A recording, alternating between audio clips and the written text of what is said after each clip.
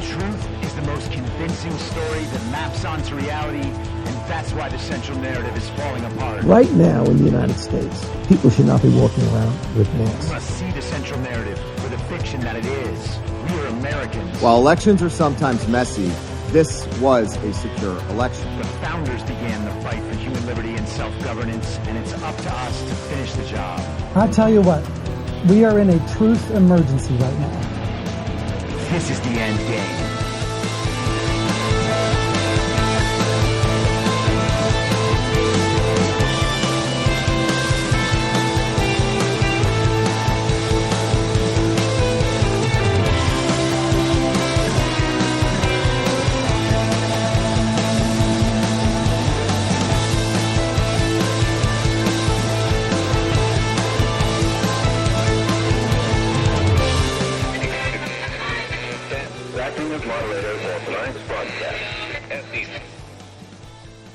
It's Monday, October 2nd, 2023, the 985th day of dystopia. I'm your moderator, Chris Paul. Let's be reasonable. A warm welcome and hello to all of you listening to the podcast on the day of its release. The only way to do that is by becoming a paid subscriber at imyourmoderator.substack.com. You can do so for as little as $50 a year or $5 a month, and in doing so, you will be supporting me, the work I do, and this show as it expands. And if you can't, or you simply don't want to, continue listening to the podcast for free a couple days later on a wide variety of podcast platforms and, of course, Rumble. All I ask is that you share it with your friends. You can find the links to the podcast, the writing, the social media, and the merch site by visiting linktree.com/I'mYourModerator. So today, let's get started updating a couple of stories from last week, some new interesting wrinkles emerging over the weekend, and then we will get into a bit of this Trump trial in New York City, brought by Letitita James. I went through Trump's deposition in this trial about a month ago and was threading it out on Twitter, all of the stuff about his properties and whatnot. Very entertaining read. And so we'll get into that in the second half of the show because I haven't really talked about it. And what better day could we ever find than today while Donald Trump is actually on trial, in quotes. But first, last week it was announced that Dianne Feinstein had died either Thursday night of last week, as was reported, or sometime prior. And when that happened, the speculation immediately began about who Gavin Newsom would choose to replace Senator Feinstein. He said that he was intending to choose a black woman who would be there through the elections in 2024, and then the voters' chosen California senator would take over. It would be a temporary role, but it wouldn't have to be a temporary role. That's just the intent going in. Now, a lot of people suspected that Kamala Harris herself would go back to California, step down from the vice presidency, go back to California, and be their senator as she was before. And that would allow them to easily slide someone new in on the Democratic ticket. And all of that is kind of a funny dynamic because the fact that that conversation happened last week is effective for us. It's effective for pushing the awakening forward because even devout Democrat Communist Party supporters, or you would have to think most of them at least, are probably A-OK with moving on from Kamala Harris as vice president with Joe Biden pretending to be president, knowing that he could basically go at any point, whether from his age and health, his dementia, or potentially being removed either by impeachment, probably not, or through the 25th Amendment. Everybody knows that the problem with all those theories from the Democrat perspective is that they then end up with Kamala Harris, who no one trusts. No one in the country believes this woman is competent or honest or intelligent, except, of course, the devout Communist Party members. But they don't even really want to go to bat for Kamala Harris. So every time these come up, it's basically a few day long conversation on how basically anything and everything would be better than Kamala Harris. The fact that the conversation was had at all says something pretty profound about the collective mindset. Virtually everyone understands that Kamala Harris is not a serious person. She is a drag on any political ticket. She is not by any means capable of being president of the United States of America. And hey, maybe she can be the public face of the global regime for a little while and read some speeches, answer a couple questions here and there, as Joe Biden basically never does, and cackle a bunch. I'm sure that people are still telling her that that's what makes her so likable. And it's her likability factor beyond anything else. Hey, Kamala, the people know that you don't know what you're talking about. The people believe that you sound like a Dr. Seuss book. The people know that you did sexual and political favors to get where you are in your career. And long term, this thing is just not going to work out. That's not the sort of thing you would expect in this situation. There are 3 people running for California senator next year: Katie Porter, Adam Schiff, and Barbara Lee. A normal, healthy political party would honor the service of their deceased Senator Dianne Feinstein, a champion of women's rights, except for when those women are still in the wombs of other women, and then those rights are not valid at all.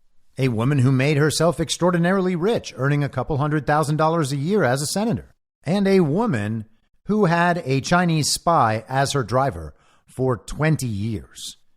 They would pay her all the honor and respect deserving of her position, plus so much more, because obviously the appropriate amount is 0. Any respect and honor at all is already getting it wrong by going too high. Now, the other possibility bandied about last week was the one that I speculated as well: Michelle Obama being named by Gavin Newsom as the senator of California, which would set her up with firsthand political experience as they go into the 2024 election cycle. That very real election that we are definitely having next fall. Michelle Obama would be all tuned up for that competition. The senator from California. Do the Obamas have a property there? Yes, they do. Are they from California? Absolutely not. But hey, neither is the woman that Gavin chose, and we will get to that in a second. Now, through no fault of our own and no planning on our part, the narrative did become Dianne Feinstein. Now it's been announced that she died either on the night of September 28th or at some time prior to that. And now Gavin Newsom must name her replacement. Could it be Kamala Harris? Could it be Michelle Obama? Both of those narratives are bad for Joe Biden, bad for Kamala Harris, and bad for people's perceived legitimacy of our government. So those, to me, sound like win-win-win. And that is how we should think of these things.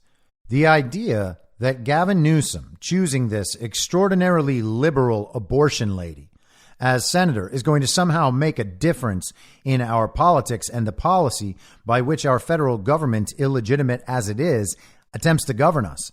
That doesn't matter at all. What was he going to do? Appoint a staunch conservative, and then that would help us? That would save us? The event itself doesn't matter. The narrative matters. It's not like these senators are doing their own work and coming up with their own ideas. They are implementing the agenda of the global regime, and they are trying to seem believable to the people who imagine they are voters throughout the entire experience. The event itself did not happen. Kamala Harris wasn't named. Michelle Obama wasn't named. But the conversation did happen, and not just in our circles. It happened in public. This isn't something the mainstream media failed to report on. They reported on who the potential replacements might be. And people talk about these things on their own. They all have dream candidates. And as I was saying, in the perfect world where all of this is real, California's chosen senatorial candidate for Gavin Newsom to pick should have come from among the 3 people actually vying for that position in next year's very real election. Gavin Newsom had a chance to be kingmaker and give someone a serious head start in that California Senate race. But he didn't do that, and why not? That's the real question. Donald Trump spoke in California in Huntington Beach on Friday night of last week, and it was a spectacular speech. It was absolutely hilarious. And I know that some people don't think Donald Trump is funny. Those people must be absolutely joyless because Trump is hilarious, especially considering the position he's in and the issues he's dealing with.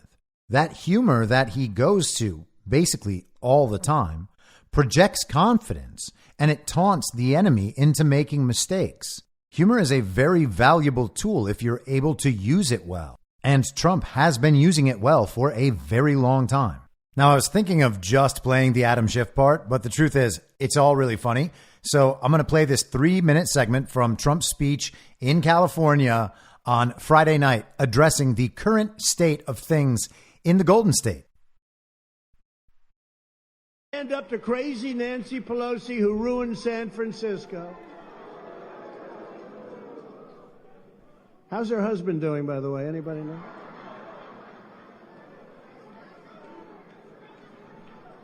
And she's against building a wall at our border, even though she has a wall around her house, which obviously didn't do a very good job. But then you have Kamala Harris. She's great. Gavin Newsom, who's a really... I watched him the other night with Sean Hannity trying to say that California is wonderful. It's not wonderful. We all know it. It was wonderful. It could be wonderful again, but right now it's really a mess. Maxine Waters, very nice woman, very, very. How come she can say things so violently? You will go in and attack them in a restaurant. You'll do this, that. Nothing happens. If I say peacefully and patriotically, oh, there's an insurrection going on here. Maxine Waters, if I ever spoke like her, it would be the electric chair times 15 for me. The man who fell in love with a Chinese spy that they wouldn't take off their top committee, most important committee, Eric Swalwell. What a loser. And then you have, of course, my favorite, Shifty Adam Schiff, pencil neck. He's known for one thing, the world's smallest neck. You ever see? I call him pencil neck. If you touched him, his neck would break. And we will defeat their corrupt California political machine. No, Shifty Schiff is really, he is a sick person, that guy.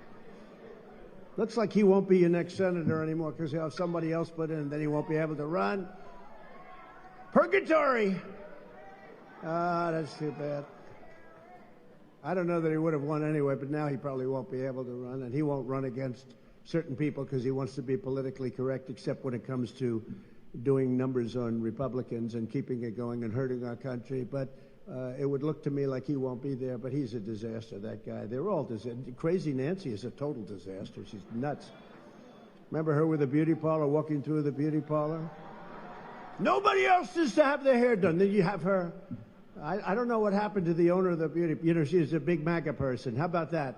Think Nancy was thrilled when she learned that the owner of that beauty parlor, where they taped her walking through with the hair and the whole thing, everyone else is like home,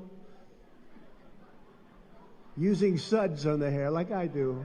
But the most interesting part of that clip to me was his comments about Adam Schiff and the potential for Adam Schiff to end up being senator. He basically said it's not going to happen. Somebody else is going to get it. And then Adam Schiff won't even be able to run for the congressional seat that he has been holding. So he'll have given up the seat with no chance of winning the Senate seat. And then he will just be stuck in purgatory. So sad. Now, Donald Trump is usually pretty good at predicting these things, and I guess we will find out what happens with old Shifty Schiff. But now Barack Hussein Obama has come out himself to address claims that Big Mike might potentially be running for president. This is the Daily Mail last night. Barack Obama stays silent when asked if wife Michelle is running for president amid rumors, and they caught him on a paparazzi camera. Oh, shit. Barack! Hey, Barack.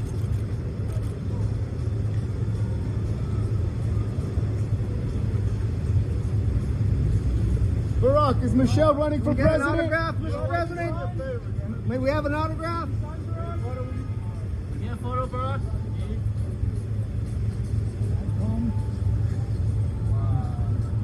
Now, I first want to say this is not news.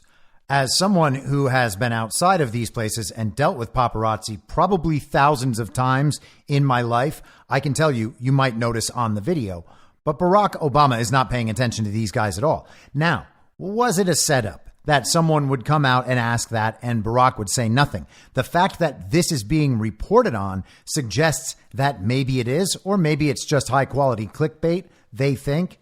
But Barack Obama just basically came out and got into the car. What the paparazzi says from 20 or 30 feet away while the snap of those flash bulbs is going off and while people are talking over one another, very likely there are people talking to Barack Obama with his focus on something other than the paparazzi. So this isn't news except for the fact that they decided to make it news. So then the question only becomes, who did that? Was it a setup to put that idea in the public consciousness? Hey, maybe. Or maybe not. Maybe it was just a perfectly innocent question by a paparazzo that had been thinking last week about chances that Michelle Obama might be inserted into the presidential conversation because of the death of Dianne Feinstein. Or like I said, maybe it's just clickbait. So Gavin Newsom did name a black woman to replace Dianne Feinstein for at least a year. And this woman's name is LaFonza Butler. And because this is a new character for virtually everybody, let's find out a little bit about her. This is the Los Angeles Times in the evening yesterday. On Sunday evening, news dropped that Governor Gavin Newsom planned to fill Dianne Feinstein's vacated Senate seat with political insider and Emily's List president LaFonza Butler. Butler, 44, is the first out gay person to represent California in the Senate. What an achievement. Also, what is she worried about abortion for then? Her career spans the political, corporate, academic, and labor worlds. Before joining Emily's List, a political organization dedicated to electing women to political office, she served as director of public policy and campaigns at Airbnb and partnered with the political consulting firm SCRB Strategies, now Bear Star Strategies, whose clients included Newsom, former Oakland Mayor Libby Schaaf, and then Senator Kamala Harris. The firm is run by the governor's veteran strategists, Ace Smith, Sean Clegg, and Juan Rodriguez. Butler also served for more than a decade as president of Service Employees International Union Local 2015, which represents more than 325,000 nursing home and home care workers throughout California. SEIU Local 2015 is the largest union in California and the largest local representing long-term care workers in the country. Now, that's kind of interesting because it was just back in 2020 when we had that whole COVID thing, that very deadly pandemic, and the place most people died was in nursing homes.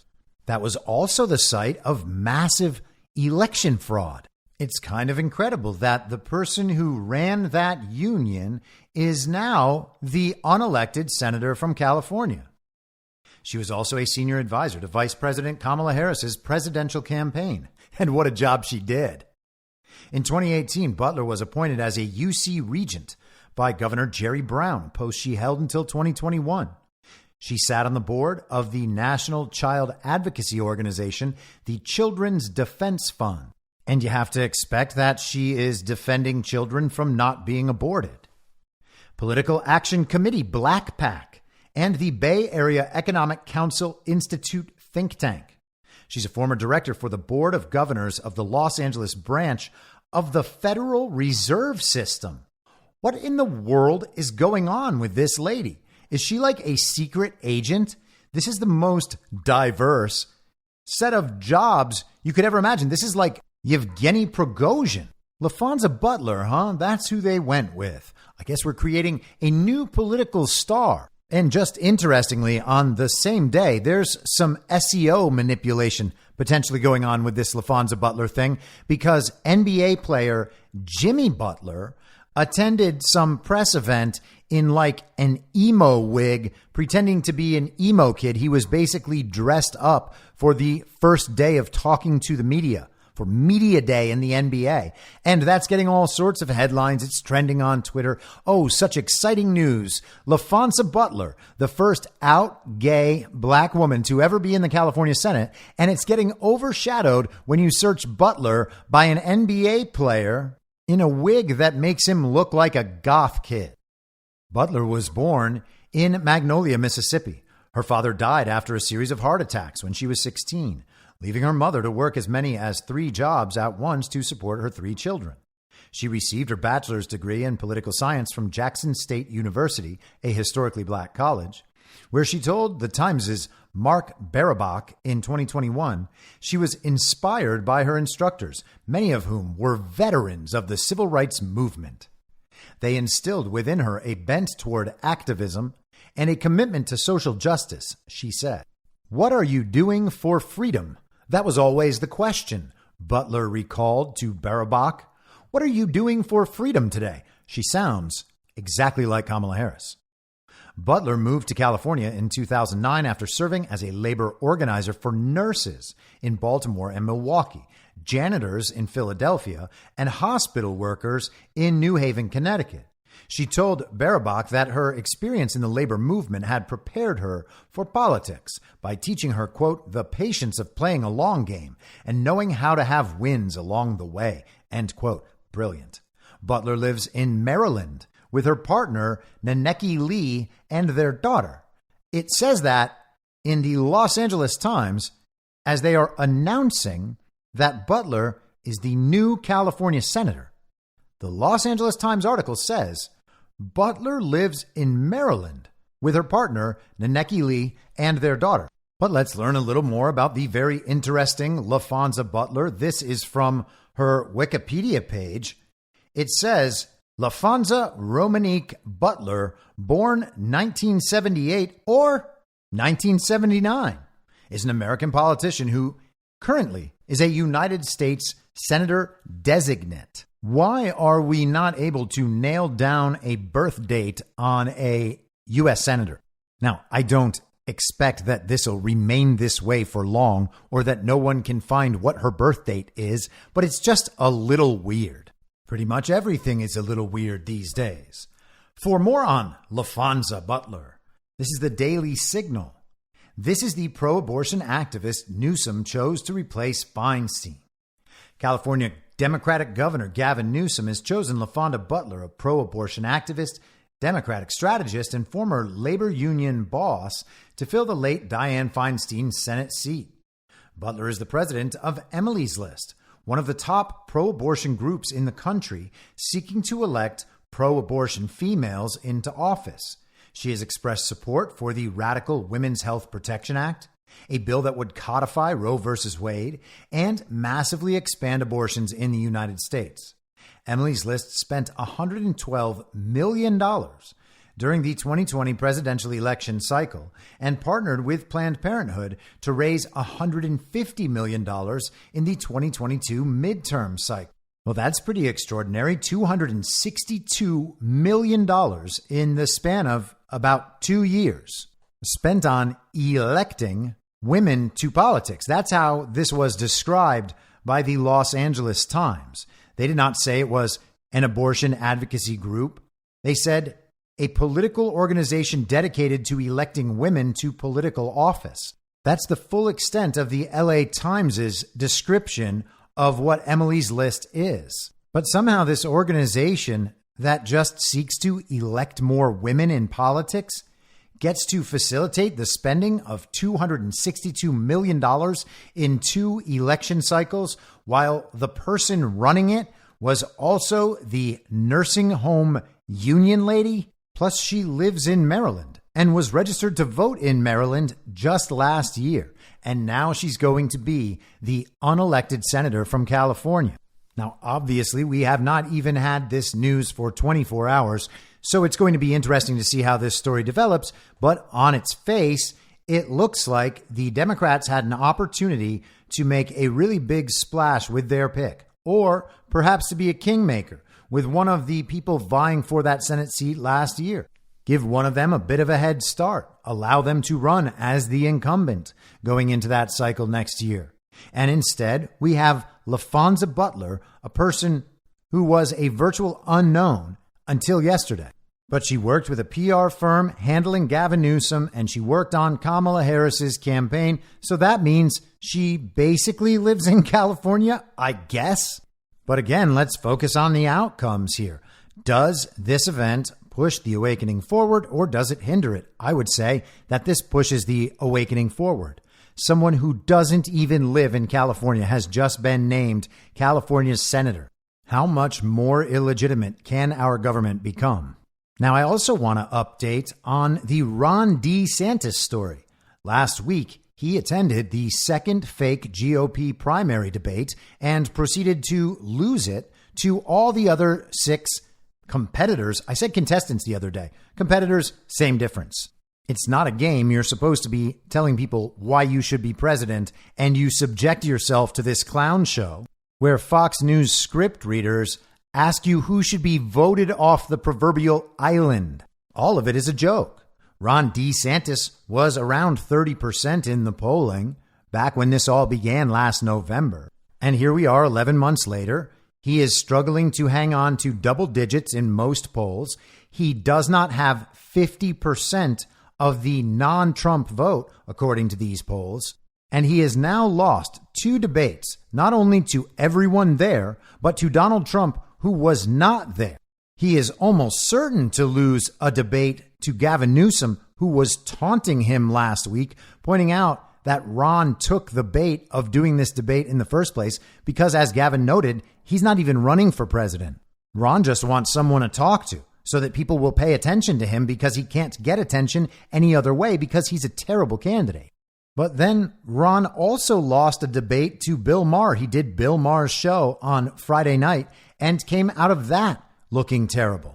Ron DeSantis didn't even decisively win his debate against Charlie Crist for governor last year, and Charlie Crist was set up there as a punching bag for Ron DeSantis. The Democrats didn't try to create a new star, someone to go against Ron on that stage. They gave the nomination to an old school Democratic political hack who used to be a Republican. But Ron was always going to win that election, so why bother running a real candidate? Now, some people are saying that Ron did okay in these debates. He may not have won them, but he certainly wasn't in last place. I would argue that is wrong. Ron is in last place. As I said, 30% a year ago, and now he's struggling to hang on to double digits. He's in 3rd place in some states, 4th place in some states. There was a poll that had him in 5th place in New Hampshire last week. Every time Ron goes out in front of the American public, he looks smaller, whinier, more petty, more unprepared. Absolutely not what the TV had sold us for the last 3 years. Ron DeSantis is a myth for all intents and purposes. The other candidates are at least letting the country know who they are. People took Doug Burgum seriously on that stage last week. And Burgum is the governor of North Dakota and a businessman who was not by any means a national name just a couple of months ago. So Doug Burgum is actually improving his lot. So is Vivek Ramaswamy. Even Nikki Haley is getting better reviews than Ron DeSantis. Mike Pence has no business being up there in the first place, no matter what the truth of January 6th ultimately ends up being. Tim Scott. Everybody's like, oh, well, Tim Scott seems like a nice guy. Does he? Maybe he does. Maybe Tim Scott's a great guy. But the truth is, Tim Scott is a 0. And Chris Christie is just up there to be an attack dog against Trump because Ron DeSantis can't do that without pissing off MAGA. No one in MAGA likes Chris Christie, so he's able to talk about Trump like that the entire time, and no one's going to get mad at him because it's not like MAGA cares what Chris Christie says. Ron DeSantis can't go after Donald Trump. So Con Inc. has Chris Christie and the others do it for him. Doesn't really speak too well to Ron DeSantis' character now, does it? Does he defend Donald Trump at any moment? No, he sure does not. So Ron DeSantis has effectively destroyed his career. He will never get another MAGA vote. If Donald Trump comes out and says, hey, everybody, this was all a show. I needed Ron to expose all these rhinos among the donor class and the media class and the RNC. And Ron actually took one for the team. He really is a great guy. And I'm sorry he had to go through that. Then maybe MAGA will vote for Ron DeSantis in the future at some point. Otherwise, Ron DeSantis is finished. There is no scenario where the GOP establishment just gets all of MAGA back under that wing of the party. They've tried to say that MAGA is destroying the Republican Party. And okay, if that happens, so be it. Why do we need a party? And there was disagreement about this from back in the days of the founders. Parties aren't some necessity to our politics. Why can't we just vote for the person who has the interests of the American people front and center? Someone who is competent, someone who understands the needs of normal Americans, someone who is committed to governing based on constitutional authority and federalism. And people are like, well, if you let the Republicans go down, then the Democrats will win. Well, no, the Democrat Party's not doing any better. Are we really supposed to pretend that the Democrat Party is in good shape right now? With Joe Biden? With Kamala Harris? Do they really want us to vet Barack Obama by putting Michelle Obama up there? Do they really want us to vet Gavin Newsom? They just named a woman from Maryland as California senator for potentially only 15 months.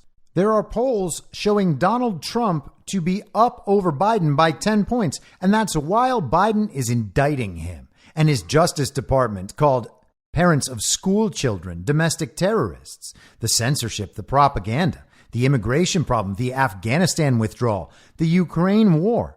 The Democrat Party is a shambles.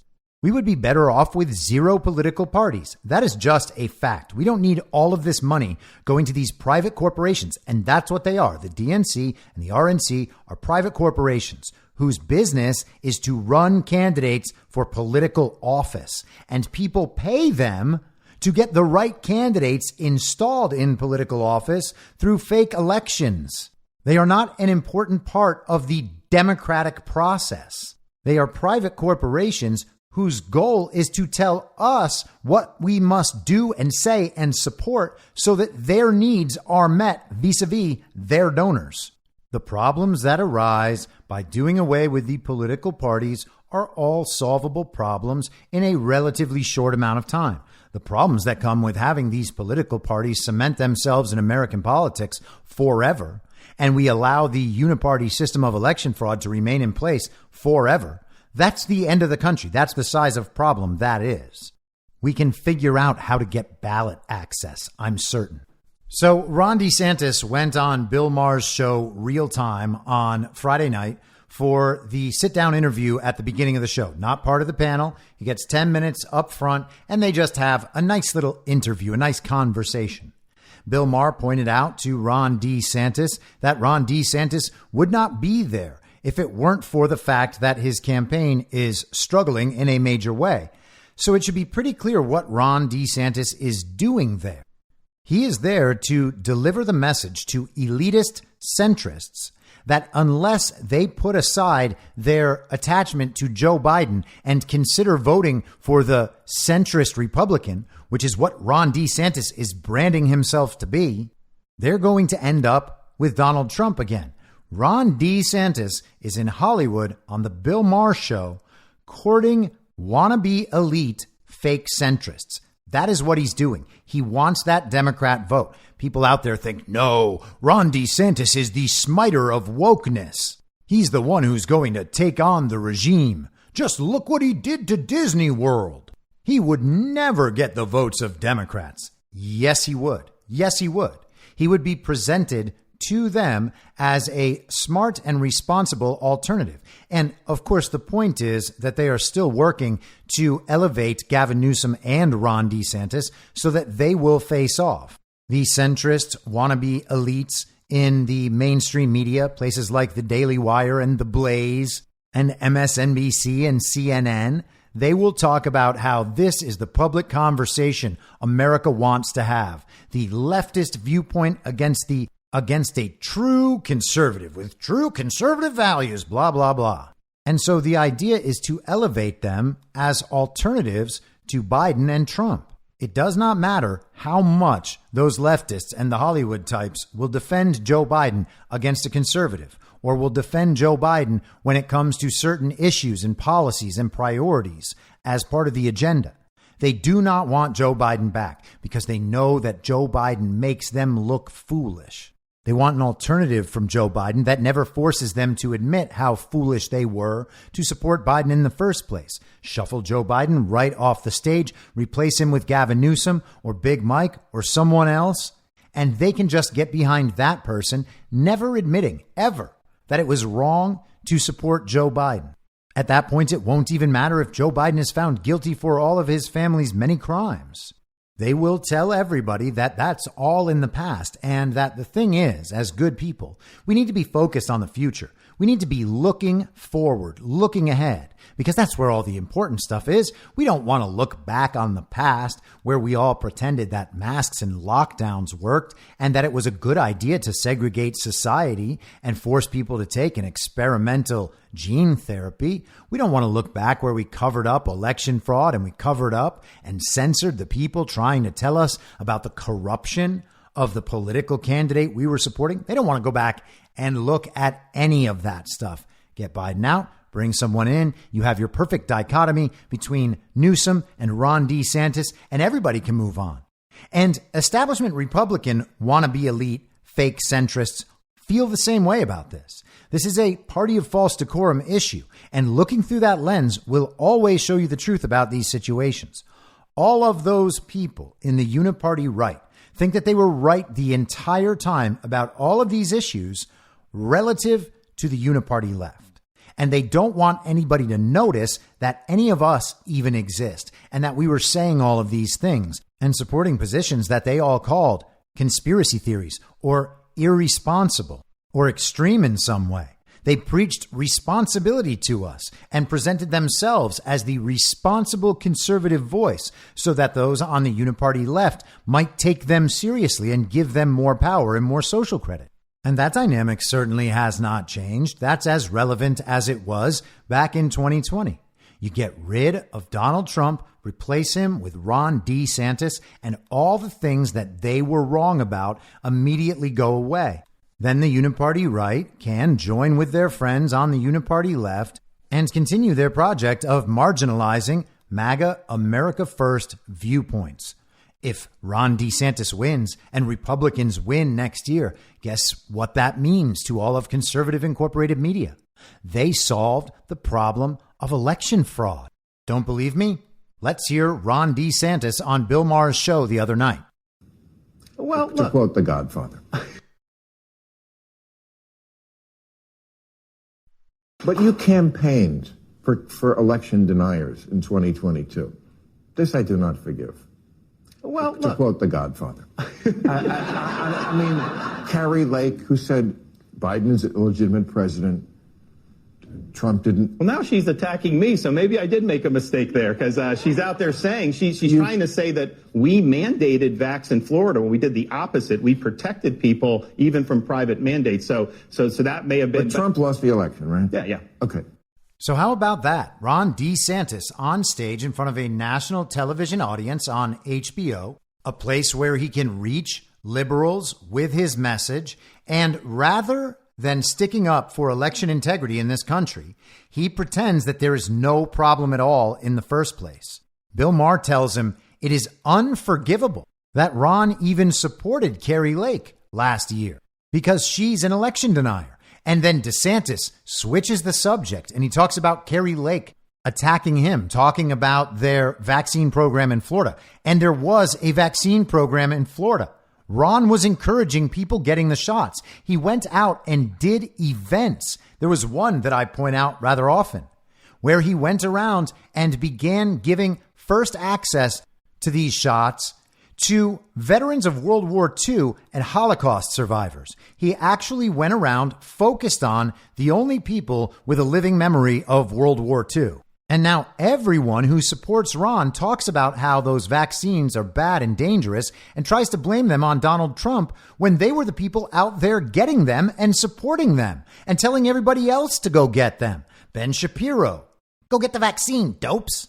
You can go back in these people's tweets and see that they said these things. They supported getting the vaccine. They proudly announced their own taking of the vaccine. But Ron tries to switch subjects. And then Bill Maher just simply asks, but Joe Biden really did win, right? Yeah, Ron says. Yeah, let's not even talk about that subject. Joe Biden definitely received 81 million real lawful American votes. I said from the beginning that this movement would be committed to denying election fraud. And that is what they are. It is with the candidate now. It is on national television. Now, I said this would happen 11 months ago. Is it because I'm good at predicting things? Well, part of that is true, but it's also just the logical conclusion of understanding where we are going, the directionality of what is happening right now in this awakening process. We know that we are going to get to the end of these stories. If Ron DeSantis is going to put himself up as a candidate for president, then he's going to get vetted by MAGA, and he's going to get vetted by Anons and other people online who are going to dig very deep into everything available about a candidate. At some point, the conversation about election fraud was bound to come up. Now, I started bringing it up 11 months ago to all of the DeSantis simps, all of Ron's supporters online, and they still have not come up with a good response to that because there is no good response to it. The regime stole the election so Donald Trump would not continue to be president. Donald Trump is the threat. They want Trump removed, everything he represents, everything his supporters represent, everything that is happening on the global stage that is preventing the one world global order from emerging successfully through this great reset and then into the 2030 agenda. Anything that is holding that back is a problem for them. And so they have waged a hate campaign, among other strategies, against Donald Trump and his supporters and the ideology, and other countries around the world joined in that ideology and joined in this movement for sovereignty. That is the danger. That is why they steal elections. It's not so that people with D's next to their name can win and people with R's next to their name will lose. It's so they can get rid of Donald Trump and people like that. They want to be able to select the winners so they can implement their agenda. Nothing could be more obvious or logical. They have the power. They have the media. They can censor people. They control every element of the election process. We think that they're letting us vote as a favor or something. They're not doing that. They're deciding the winners of elections. Why would they do anything else other than that? And please don't say, oh, people would notice it. People involved in the process, they would understand and they would put a stop to it. No, they sure wouldn't. What's the proof of that? The fact that it's never, ever happened. Although, to be fair, I will say there were a great many whistleblowers after the 2020 election, and I think in the future we will understand that they did speak up and say something, and that doing all of that was very effective. So, for those people, they are excluded from my prior remarks.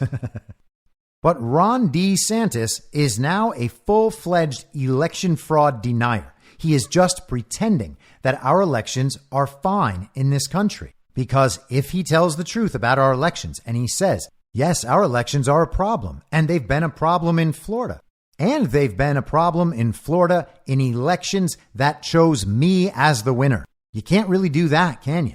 And you sure can't say, I know our elections are stolen to get rid of Donald Trump and his movement, but I actually think that I am the better man to sort all that out. So I would ask for your support. Then he's just announcing to everyone that the duly elected president, the actual winner of these elections, just doesn't matter. He's attesting to the legitimacy of Katie Hobbs in Arizona and John Fetterman. Ron DeSantis is doing this. This isn't AOC doing this. This is Ron DeSantis supporting the election, the validity of the election of all these people, and Joe Biden. This is Ron DeSantis legitimizing the fake president on national television. It's not something else. It's not him guiding himself carefully through a politically thorny issue in a national television interview. This is him attempting to change the subject and then denying election fraud so that Bill Maher and his audience will like Ron better. Whose work is Ron doing here, if not the global regime? He is supporting their election fraud system. And to cap off this little segment on Ron DeSantis, let's listen to that other segment I was referring to earlier. You did not take my advice. What was it? I was on this show a few times when we talked. I said, this guy's crazy to run this time. He's, 45 years old? Yeah. You just had a birthday, right? Yeah. You could run for the next 20 years. If you were Biden, the next 40. Okay, why run against Trump? You're trying to thread this needle that will never happen. Well, for a couple reasons. You can't disavow him because that's the base, and yet you're running against him. And that's why, I mean, let's face it, Ron, if campaign was going well, you wouldn't be on this show. Oh, that's not true. One, I don't think he can win the election. I could win the election. Two, I don't think he could actually get the job done that we need to do. For example, COVID. Kind of amazing, isn't it, that Ron is out there trying to appeal to disaffected liberals on the basis of COVID. Whatever the subject matter of the question, he steers it back toward COVID and just did again. Now, Bill Maher is right. Ron DeSantis wouldn't be there trying to appeal to liberals if his campaign had any chance of winning. And Bill Maher, later in that interview, actually said, "You're the only guy that can defeat Trump." And there you have it. That is the point. Ron DeSantis is there to make it seem to liberals and wannabe-elite members of the uniparty right that it is possible for Ron to potentially beat Trump.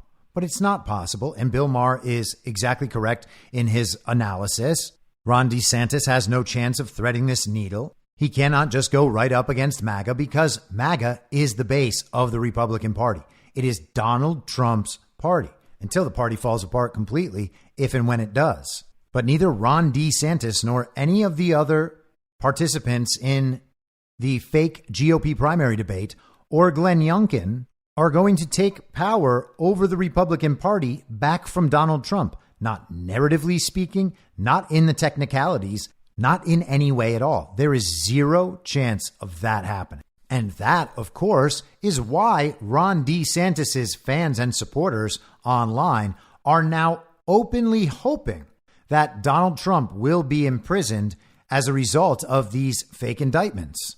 And we will get back to that in 1 second. But first, the National Pulse published this on Saturday about one of DeSantis' key simps. This is one of the people who was in the DeSantis simp op from the very beginning, all the way back in January 2022, if not earlier. That was how long ago the DeSantis comms op was set up. And there are pictures of all these people down in Florida meeting. All of these key DeSantis simps were in those pictures with Ron and Christina Pushaw. They were in the governor's mansion.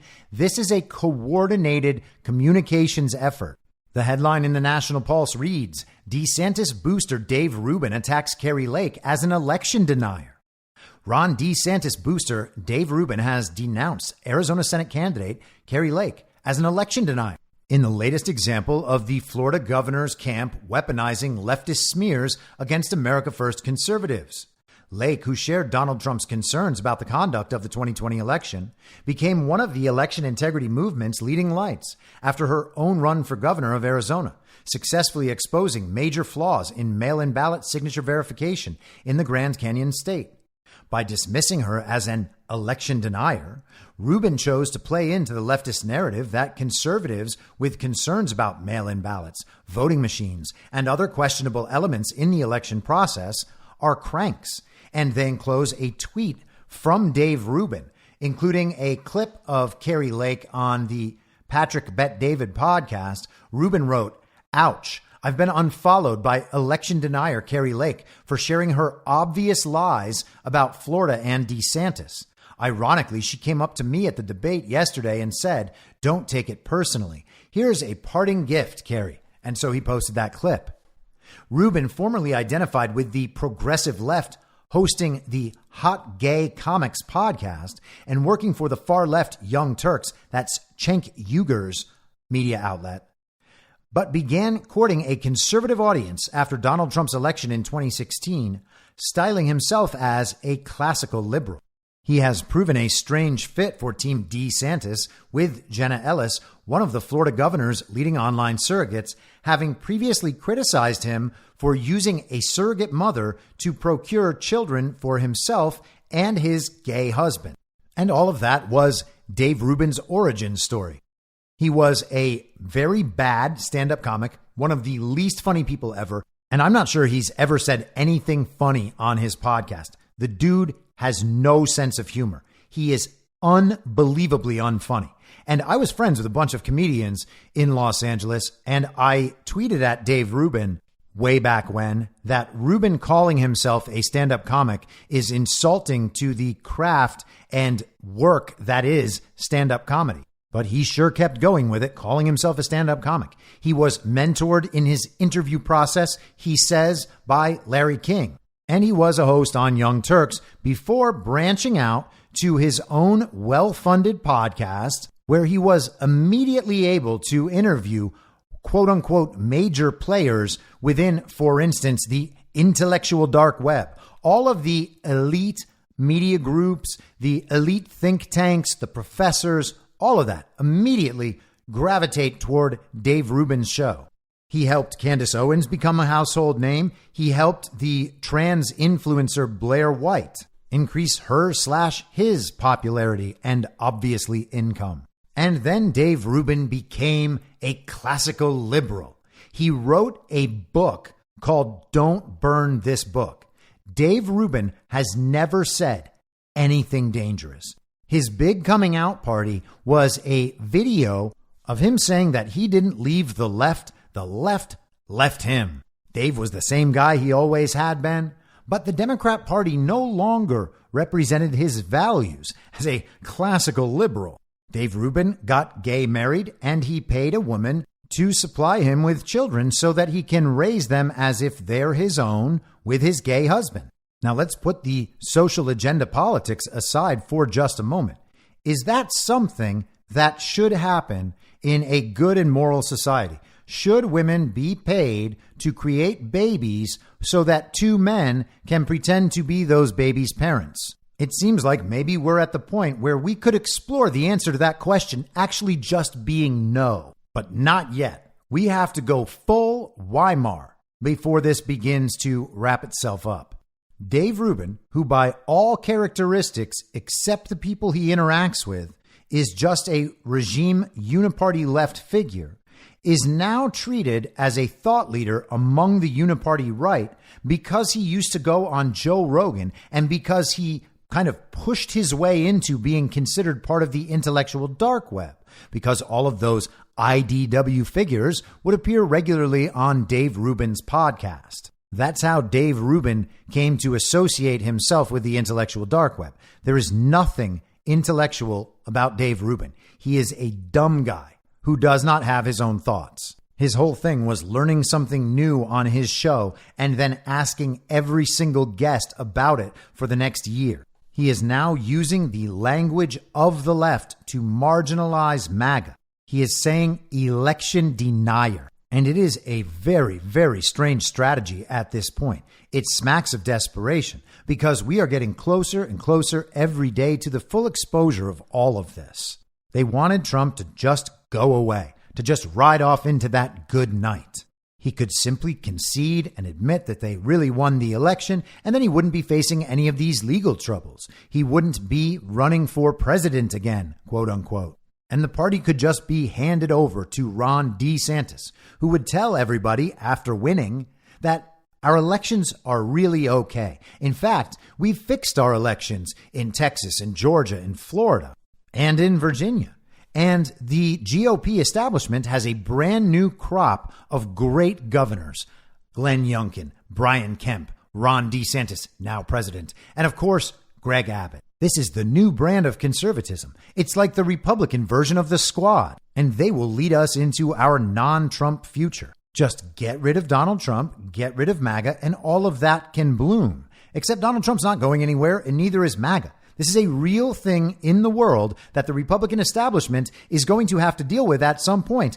kicking and screaming, I guess. We have Ron DeSantis' formal comms team and the candidate himself denying election fraud.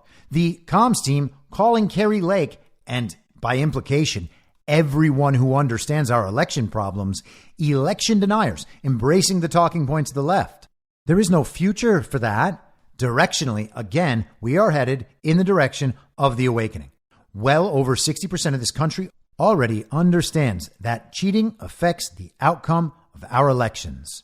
And of course, the numbers are even higher among Republican voters. And yet the candidate of the establishment, the chosen and anointed candidate, all Ron had to do was perform. All his comms team had to do was relay a positive message about Ron DeSantis and create an effective gap between who and what Ron DeSantis is and what he would be, with Donald Trump, who he is, what he will be. They failed to do that. Why? Because they spent 3 years at the intellectual kids table on Twitter. They learned about what the American people thought in a censored environment that cut out the voices of MAGA. And they know it's true, and they still have not accounted for it. It has been a year since people began getting allowed back online. It's been a year for me on Twitter, a full year. And these guys have not figured it out, that those outside voices, those voices from outside the bubble, might actually know what they're talking about, and that you might not actually be able to just simply marginalize their viewpoints by calling people stupid. And the GOP establishment, the uniparty right, has completely blown it with all of that. They thought we were dumb. They thought we were conspiracy theorists. They thought we were extremists. They thought they could marginalize us, and it has not worked out at all. There is no coming back from this. Now, I said that 11 months ago. There is no coming back for Ron DeSantis from running against Donald Trump unless Trump intentionally redeems him. And this was all some kayfabe op to expose the donor class and the GOP establishment. If that's the case, all good. But at this point, I think that we can probably admit that that is very likely not the case. If that is the case, then Ron DeSantis is the best actor ever. And hey, maybe that is the case because all of this is so inept and so overtly loserish that it seems like it has to be a setup. Ron DeSantis was on Bill Maher's set with his cowboy boots again. He always has to have those lifters in his shoes. They weren't always cowboy boots, but now he's moved to the cowboy boot thing because I guess he thinks that makes him look manly while his suit pants are bunched into the tops of his cowboy boots. Ron DeSantis is a ridiculous looking and awkward individual. He has a whiny little voice. He doesn't seem to have a real grasp on the issues. He has no clue what American voters think. And this is supposed to be the savior of the Republican Party. Well, hey, GOP establishment, no one did this to you. You did it to yourselves. So let's get into what the uniparty left and uniparty right seem to believe is their best hope against Donald Trump, to remove Donald Trump from the picture, to remove MAGA from the conversation. They really believe that all of MAGA will just join up behind the uniparty right candidate if Trump is removed, that we would all just then go vote for Ron DeSantis, obsessed with the Democrat-Republican paradigm. There is no chance that's happening. And people should really move beyond that kind of thinking because it's obsolete. It doesn't matter if you think that's the way it's going to be. The truth is, it is already not that way. And the only people who haven't realized that are the people in the uniparty right and the uniparty left.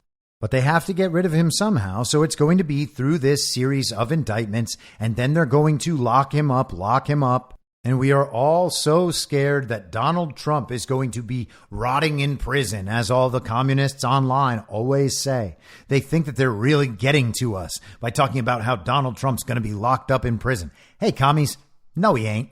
Are we going to have to see it at some point? Hey, maybe we will, but that's really pretty unlikely. If somehow these very real court cases go against him, then he will just win them on appeal later. It's really not a big deal. Except in the narrative, where it is the biggest possible deal. We are seeing a two-tiered system of justice. We are seeing a global regime willing to prosecute their opponent on trumped-up charges to remove him from the political equation.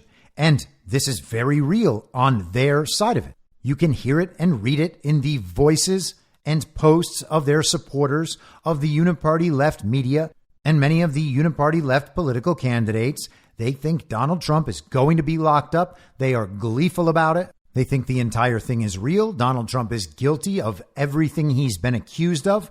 They believe that the court filings are themselves the evidence that Donald Trump is guilty of all these things because these people are politically illiterate. They're just repeating what they saw on television and what they read online. And I will get in a second to the Donald Trump deposition. But first, let's hear some of the audio from today. This is first the fake president, Joe Biden, trying to let the country know that he actually didn't do any crimes. He's not involved with any of the crimes. And unless you can recite them, then he's just, not involved. You have to be able to say what all the crimes are. And for the record, they are pretty well documented in the report on the Biden laptop by Marco Polo. But Biden's supporters don't know that, which means Biden can say the thing that his supporters do know, and they will think he's right. So he just repeats the television, and the television repeats him. It goes back and forth. All of his supporters, the television audience, believe there's no way that both of those parties are lying, even though they are certain that Donald Trump and all of the anti-Biden media are lying. It's not possible that they're the bad guys, even though they are right now, continuing to support actual Nazis in Ukraine. But let's hear from the fake president. The thing that I have trouble trying to figure out is what it is that, other than protecting the Constitution, what is it that these mega Republicans think is extreme about what I'm doing? Mm-hmm. They haven't been, I haven't seen any articulation of any of that. The thing that I have trouble trying to figure out is, what is it that they believe I've done other than loving the Constitution too hard? If I'm guilty of anything, it is loving the Constitution too hard. Joe Biden is wondering what makes him a criminal, what makes him extreme, which of his policies are extreme. Please recite them, or else they don't exist. So Joe Biden is innocent of all of it. And aside from that, he is a very moderate Democrat, just as he sold himself to the American public. He is a moderate Democrat, he told people, not an extreme leftist. And you can tell because there's so much racism in his background. That means he must be a moderate. But let's hear from communist prosecutor Letitita James before the trial started today. Committed persistent and repeated fraud. Last week, we proved that in our motion for summary judgment. Today, we will prove our other claims. My message is simple. No matter how powerful you are, no matter how much money you think you may have, no one is above the law. And it is my responsibility and my duty and my job to enforce it. The law is both powerful and fragile. And today in court, we will prove our case. I thank you all for being here. And again, justice will prevail. Thank you. So this is the woman who is on video multiple times saying that she is going to get Trump if she is elected. That was her goal as district attorney. She would go on in there and she would get Trump. He has committed fraud, she says, and it was proven in court last week. So what is she talking about there? Well, here it is, covered last week in the Epoch Times. This was from the 29th, explaining the $18 million Mar-a-Lago valuation by New York Trump case judge. If Mar-a-Lago is worth $18 million, I'll take 10, please. Donald Trump Jr., an executive vice president of Trump Organization, wrote on X, formerly known as Twitter. Judge Arthur Engeron implied the market value of the property in a September 26th summary ruling that found President Trump's business empire liable for fraudulently inflating property values in loan paperwork. He revoked the Trump Organization's business licenses in the state and ordered it dissolved. So the judge decides how much Mar-a-Lago is worth, $18 million. And then he says that because of that valuation, Donald Trump overstated the value of Mar-a-Lago in loan paperwork a decade ago. And now Trump has committed fraud and his business licenses are removed. His business, the Trump Organization, ordered dissolved. Sounds totally normal. President Trump's lawyers argue that the banks providing the loans didn't care about the valuations produced by the company because they do their own. All the loans have or are being properly repaid with interest, they noted. The judge ruled, however, that under New York law, the state can sue for inflated property values even if nobody was harmed by them. So the claim here is that Trump overstated the values on a series of properties to the bank while trying to procure loans from those banks. The idea being that if Trump overstates the value and the bank goes with the overstated value, then the loan value might be higher, and then Donald Trump would rip them off somehow at some point, even though he paid back the loans. It makes absolutely no sense, but they are claiming that he fraudulently filed this paperwork.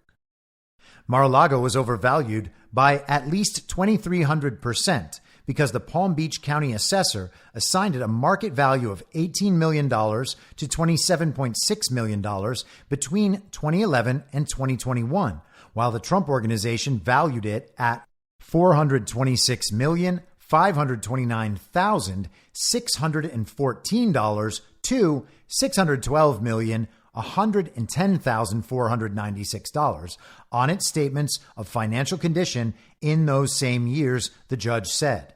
There are problems with using either of the valuations.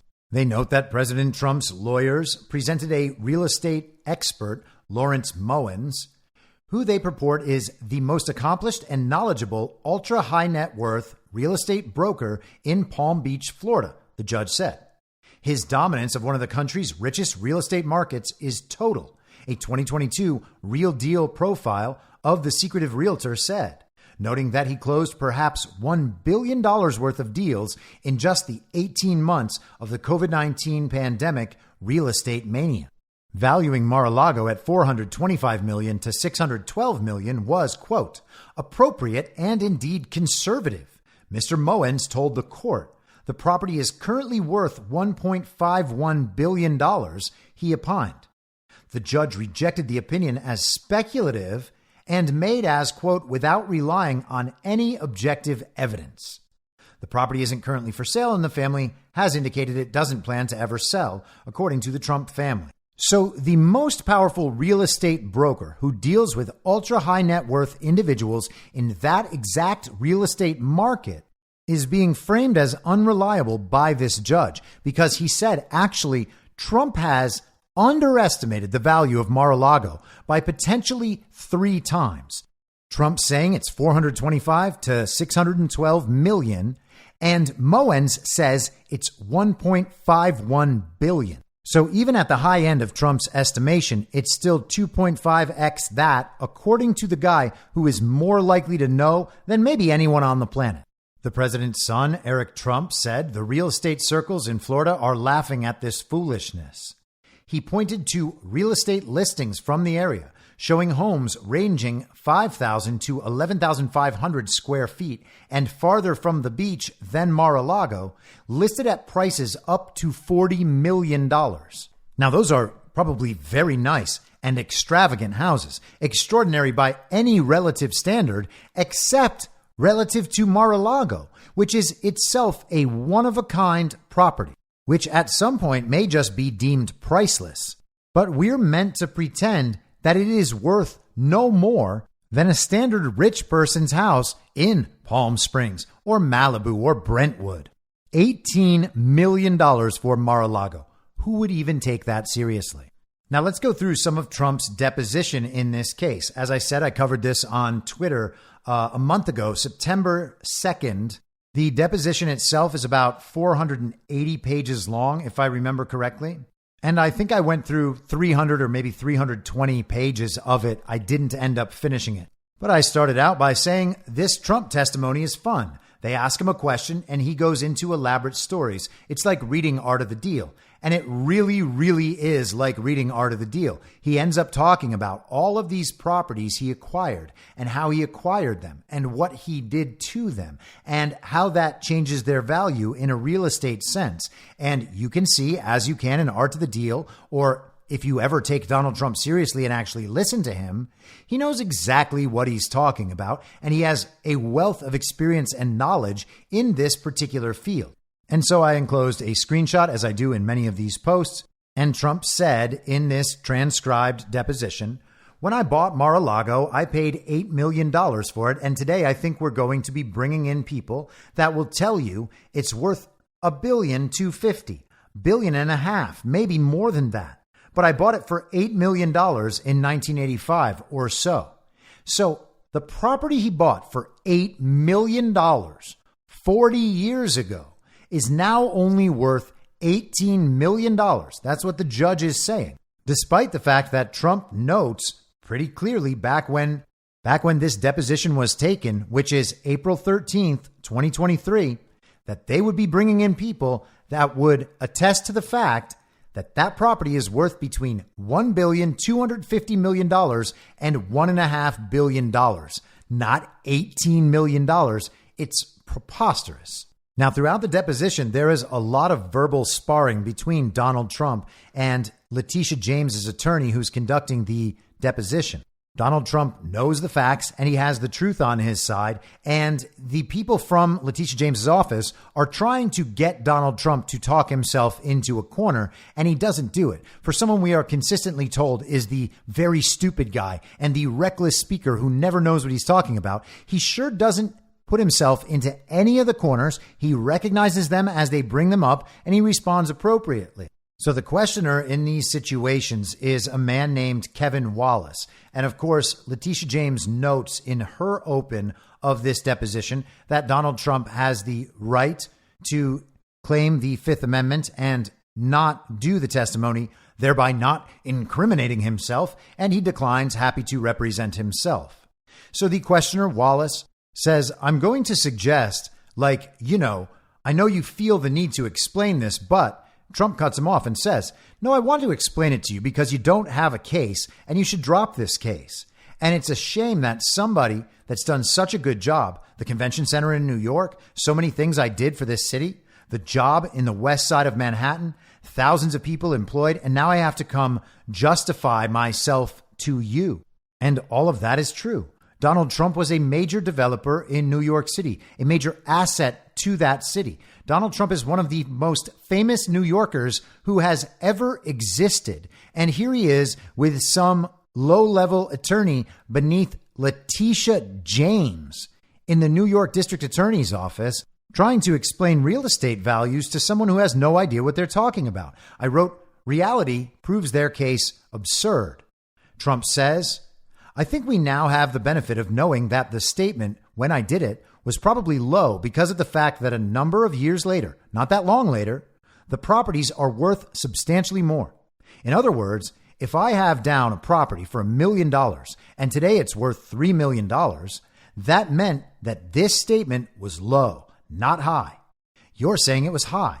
It was low because it turned out to be that the property's worth much more than the statement. And that is pretty irrefutable logic. Real estate values are based on future values. They're assessing a piece of property based on how much they think the market could fetch for that particular property. If Donald Trump says it's worth $1 million and 10 years later it's worth $3 million, then he can't possibly have overstated the value back then because the value has increased beyond where he stated it would be. And that is one of the most critical facts in this trial, but not the most important. And I'm just going to jump between my posts here. You can find all of this thread on X, formerly Twitter, and in the info stream on Telegram, t.me/veryreasonable. I did repost this again today, but this is from September 2nd. I wrote, we don't deserve him. The context is the lawyer keeps allowing Trump to speak and thinking he's going to nail Trump on something. Trump is treating Letitita James's team like the clowns they are. Trump says, but if I sold Doral as a group, so you're going to let me go on hoping that I make a mistake. And that's okay. That's the way it is. Perry Mason. And the questioner, Wallace, says, the rule is I'm supposed to let you talk. Trump says, hey, I caught Biden making a mistake when he said he's going to close up gas at the end of the debate. I said, that was Perry Mason. Unfortunately, the election was rigged. So here's the story. Are you ready? I mean, he is hilarious. Just putting the rigged election, adding in the debate on top of it, just a Perry Mason reference that leads him down these other paths. And now that narrative is in this trial. The election being rigged wouldn't seem like it has anything to do with this trial just right off the bat, but down the road, who knows? The lawyers tried to go after Trump and get Trump to talk himself into a corner about the accounting methods and the accounting principles used to come up with these estimates, as if Donald Trump is responsible for what the accountants did. Donald Trump basically responds, "These are certified public accountants, some of the best firms in the world. I hired them to do the job that I myself am not capable of doing. They gave me the results. How could I possibly be responsible for the work of this accounting agency when the accounting agency is the one with the ethics clauses that apply here?" Trump says, "We gave information. If the information were short, then Mazars would have asked for more. If they weren't getting everything they wanted, they would have asked for more. They know what GAAP is a lot better than you do or anyone else. So if they needed additional information, they would have asked for it. And GAAP are the accounting principles. If they had any complaints, they would have said, we're not going to do the statement. They did the statement, so they were satisfied. Whether it's GAAP or not GAAP, they were satisfied. And again, same logic here. If he has valued the properties at a certain level and those properties rise 2x or 3x over 10 years, then there's no way he could have overvalued the properties at the time because now they're actually worth a lot more than that. Trump goes on. But then you look at all of these other paragraphs and all of that's negated. And because of the fact that Mazars just didn't know, and frankly, nobody really knew, they didn't know, they wanted to have a statement saying that all of this stuff, everything here is worthless. Read it if you want, but it's worthless. That's why when you say that a bank borrowed money on my statement, and yet they read 2 pages worth of stuff saying, don't rely on this, it says, don't rely on management. Don't rely on anything. Right in here, as clear as you can. And very good lawyers have told me this is a case that should not have been brought because of the worthless clause. They said, I can't believe it.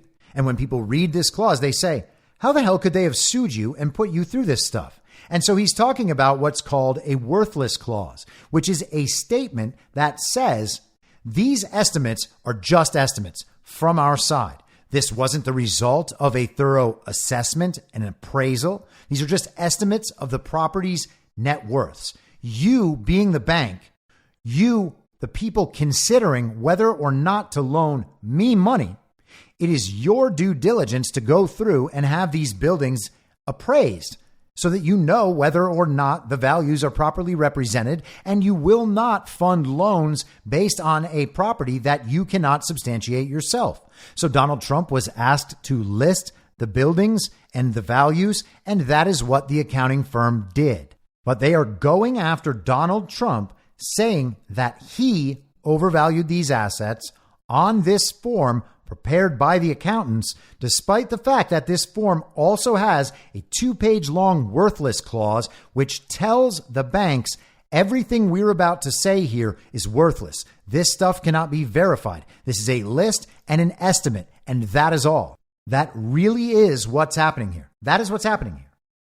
I go on. This case against Trump is absolutely insane through 140 pages. It's so ridiculous that he's even subjected to this. They keep going around in circles. The lawyers are trying to get Trump to admit that he misrepresented the values of his properties. Their central claim is that he overrepresented their and Trump's value to the bank, even though the properties are all worth far more now than the values on the statements, and he did not include the Trump brand in his valuation at all. Then Peekaboo James, that's Letitita James, her team tries to claim that Trump didn't properly address accounting standards, even though the accounting firm preparing the statements received everything they needed, did not note any issues, and issued their statement as planned. They're also intentionally overlooking the fact that there is a 1.5-page long worthless clause in the statement that tells the bank at length that they need to do their own appraisals and that nothing in the statement should be considered anything more than a rough estimate. Peekaboo's attorneys are trying to make it about Donald Trump personally, not properly following accounting principles in a statement that is nothing more than a partial list of Trump properties and their rough estimate values, where the statement itself says the numbers are meaningless. These people are insane. And of course they are.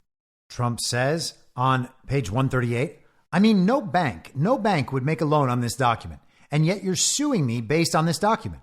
And I don't say my lawyers. I say lawyers that have seen this say this case is a disgrace because you have the strongest worthless clause that they've ever seen, a disclaimer clause that they've ever seen. And you're being sued on a document that disclaims right on the first and second page. He is being sued for fraud about a document with a 1.5 page section saying that that document should not be taken as some sort of hard truth. Look, page one, page two pages saying that this document is worthless. And you're suing me on the fact now. Then in addition to that, the numbers turn out to be the exact opposite of what you said. Because when you carry this forward 8 years, 6 years, 7 years, these numbers turn out to be actually the exact opposite of what you're saying in the lawsuit. And that's the ultimate appraisal. You know, the ultimate appraisal is, 6 years later, it's your Doral is worth a fortune. 6 years later, Mar-a-Lago quadrupled in value or more. He goes on. In other words, this is saying we don't know what's going to happen in the future, but we're in the future. And I can tell you that the numbers in this statement are the exact opposite of what you sued me for. The questioner, Wallace, says, I'm going to move on to the next paragraph. Trump just continues. It's the most accurate appraisal I've ever seen because we can now say you have these numbers. And now you have a number of years later, not extraordinary number of years later either, not a lot of years. A number of years later, you have numbers that are much, much higher due to lots of things, including inflation and this and that. But whatever it is, it doesn't make any difference. So these numbers turned out to be the opposite of what you sued me for. Trump goes on. It's nothing near. I'll even take something off. We'll take a little discounting, okay? I know discounting even better than you do. We'll take a little bit off, okay? Because it's not big. But you're talking about numbers that have gone up in some cases many times. I mean, I won't go into specifics now because why should we give you early warnings? But when we testify, we're going to have numbers that are going to knock your socks off. The numbers are your numbers are so incorrect. They're actually so low, your numbers. So Trump knows how much his properties are worth, and the New York district attorney is just pretending that Trump lied about the values of these properties when the properties are worth more than he had listed in this document, while the document says, don't trust these numbers. And somehow this is being called fraud on Donald Trump's part. I said, it's crazy how stupid this case is. And here is Wallace. Do you know why current tax liabilities aren't listed? Trump says, I don't know, but they mention it. They put it out there. So the bank is now saying, oh, they didn't talk about the tax liability. Oh, they didn't. So the bank, if they're going to use this statement, here's what's going to happen. The bank is going to look at this and they're going to say, all right, let's throw this thing out. Wallace said, who made the decision not to include tax liability? Do you know? And Trump says probably either Mazars or the accountants. I don't know. Probably certified public accountants. The accountants, meaning people at Mazars, Trump says, by the way, they list it here. It's not like they don't list it. They list everything in the kitchen sink here because they want a bank to know. You said I defrauded banks, even though they got 100% of their money. They got 100% of their money and they took in approximately $280 million of profit. And you're suing them instead of going after violent criminals. So basically, everyone did fine on these deals. Trump didn't defraud anyone. He didn't rip anyone off. The banks made a great deal. Trump made a great deal. The real estate values are for far more than Trump listed in these documents. The documents were prepared by certified public accountants, very expensive professional accountants. They didn't have any problem with what Trump turned over. They didn't have any problem making the statement. And the whole statement had a worthless clause, letting the banks know that these are just a rough estimate from their perspective and not something the bank should work off of. The bank has to go out and do its own appraisals of these properties. I wrote, it's amazing, isn't it, that while they're always saying Trump is stupid and reckless and dishonest, they've never actually gotten him on anything. They're not getting him on any of this either because it's all nonsense and the indictments are fake. This is Trump speaking. That's why we have law firms. You know, we have law firms that do this. In addition to accounting firms and this particular firm, we also have law firms that do this. They do their own form of audit. But look, after 11 million documents and years of harassing me, they came up with nothing. And as a friend of mine said, you must be the most honest man in the world. I believe 11 million pages, but a lot. And you've gone over them, and so have others. And friends of mine have said, you are the most honest person in the world. So we've done a good job. Don't get credit for it. That's okay. There's an interesting point where Trump's lawyer, Mr. Kise, is arguing with Kevin Wallace from Letitita James's office. He says, are you asking the witness to guess? Wallace says, I'm asking if he knows, Chris. If the answer is no, he can answer no. Clearly a guess, since he's not seen the thing for 10 years. Wallace responds, do you want to testify for him for the rest of the day, Chris? Mr. Kise says, I don't, but we're here going over statements of other people that he's already told you he has. You're getting the same answers to the same questions over and over again, and you keep wanting to read out, except to the extent noted. I mean, it's just, you can do it. It's your 7 hours. And Trump's lawyer points out that this is a total and complete waste of time. He's going through the same things over and over again, expecting to get another answer so that he can get Donald Trump to talk himself into a corner. Later, Trump talks about what's happening in New York City and why Letitita James is going after him and not the crime that runs rampant in one of America's formerly great cities. Trump says, I think it's the greatest house in New York State in a phenomenal location in the Bedford area, which is, the highest income area. And I could see this house being worth numbers like that based on the fact that I bought Mar-a-Lago for very little. And now it's worth almost more than any other property in the country of its kind. So I could see this happening too if New York got its act together and was able to solve the crime problem, the tax problem, et cetera, et cetera. I think this house would be worth a number like this, actually. And Trump is talking about his Seven Springs property in New York. He says, and the people I sold it to subdivided it, and it went through the years. Always said it was easier if they held it and sold it. This was called the Gossman Estate. I bought it for about $41 million, and I sold it for approximately $100 million. And I feel that Seven Springs is the same thing. I think it's the best house in New York. I may be wrong, but I think it's probably the most outstanding home in New York between location and the property itself. It was owned by the owners of the Washington Post, the Graham family, her father. It was Katharine Graham's family. Was an immensely wealthy man. He bought the Washington Post and gave it to her as a trinket. It was really a trinket, and she did a good job with it. Not so good lately, as the expression goes. But the point is, this was a A.J. Hines, Henry Hines lived there. Katharine Graham's father lived there, who again was one of the biggest oil barons, coal barons, maybe the biggest.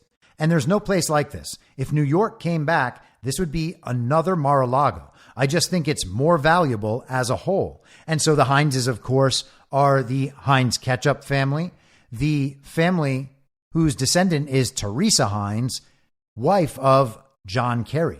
Trump goes on to needle the media outlet Forbes a little bit. The questioner, Kevin Wallace, says, if you flip through the note from Mr. Randall or Mr. Lane says, Hope, Rona, enclosed, please find the Forbes cover, which looks amazing, and the 2 cover stories that go with it. Please share with Mr. Trump. Thank you for all your time and attention over the past week. Know how things are crazy busy there. Best, Randall. And so an article was sent to the Trump organization on behalf of this guy, Randall. And Trump says, this must have been before the Chinese bought Forbes. Oh, well, which is hilarious. Wallace goes on asking, did anyone discuss with you in 2015 the fact that the reported price for Seven Springs was dropping from $291 million to $56 million? Trump's lawyer, Mr. Kise, said, object to the form. That's just not accurate. I'm sorry, but if you look on page 25, that's just the foundation of that question is inaccurate. You're trying to get him in gotcha questions, and it's just not acceptable. Look at page 25. Seven Springs is listed there at a totally different number. And the funny thing is that we're talking about a situation, the real estate situation, where the value of these properties is what they would be prospectively worth to a new buyer who may or may not exist. Now, the real estate guys are brought in to say, I actually do have buyers that would be happy to purchase this property for these numbers. And that's what we heard that guy Moens saying about Mar-a-Lago. He said in that article that he could imagine leaders of state, kings, Elon Musk types would line up to buy Mar-a-Lago if it were on the market, even if it were valued at $1.5 billion. The lawyer, Mr. Wallace, at one point notes that Seven Springs is the Mar-a-Lago of the North, to which Trump agrees. Trump later notes that Silver Springs is a federal landmark, so you can't exactly just tear it down. And these really are interesting properties, aren't they? A federal landmark. And Donald Trump owns it, the Mar-a-Lago of the North. Well, Mar-a-Lago is the White House of the South. They call it the Winter White House. So I guess Seven Springs would be the White House of the North, the Summer White House. How does Donald Trump come to own all of these extravagant properties that are really just one of a kind in the world? Trump says later, talking about Aberdeen. Aberdeen is a very rich city. It's the oil capital of Europe, as you probably have heard. It's where the North Shore oil is. And when oil goes up, Aberdeen prices go wild. We have a site. I don't know exactly. It's close to 2,000 acres. I'm not exactly sure. It's on the ocean. And it's really incredible. And if and when I want to build housing there, which I'm in no rush to do, to be honest with you, I'm not looking. Sometimes we play with zoning, but we have a lot of houses that would be saleable for good prices. So I don't know how they valued it. We built one course, which is a great course, which is one of the highest rated courses anywhere in the world. These are the largest dunes, among the largest dunes in the world. It's called SSSI. That's highly regulated from the standpoint of the environment. It's very hard to get anything approved on it. And I was able to get not one, but two. In fact, we're going to be starting a second golf club over the next few weeks. I was able to get two. It took a long time to get them, especially in that area, because that's down by the dunes. That's on the ocean. And when you go back inland, it's, much easier getting the housing and stuff, basic flatlands. But the dunes are very protected, environmentally protected. Trump goes on. I can sort of say thanks to Sean Connery, the actor who was Scottish and very respected. We were able to get zoning for the two courses and other things, and I think we're going for zoning for more. But anything I have, I can get more. Anything we are zoned for, I believe I could get more. So it's a question of, do you want larger lots or smaller lots, or how do you want to do it? But I'm in no rush to build any of this stuff. Same thing in Bedford. And by the way, on Bedford, you talked about the two entrances, but the entrance you want is the Bedford entrance. You have Newcastle and North Castle, etc. And we have that. We have the Bedford entrance. But so on this, they raised it. Don't know, except that it's a great piece of land. It's one of the top-rated golf courses in the world. I'm building another one that's going to be comparable. It will start very soon. And it's a very valuable piece of land. Nobody thought that I could get the zoning on the ocean for the golf because it's the most protected. It's among the most protected pieces of land in Europe, and it's been great. But I'm in no rush to get it. I'm in no rush to build houses in Scotland. And so he is making the case that all of these are not only extraordinary, one-of-a-kind properties. He's saying that he and he alone has the ability to develop on these lands and that he may at some point do that, which will only raise the values of these properties further. There is no way that the value of any of these properties could possibly be below what was stated in that form that he noted and the accountants noted should not be taken as declaration of fact. It is only a rough estimate and nothing more. The document starts with a page and a half of them explaining how the banks should not take these estimates to be declarations of the value. They are just estimates from their perspective. And just a couple more posts here so you can get the full context before we wrap this up.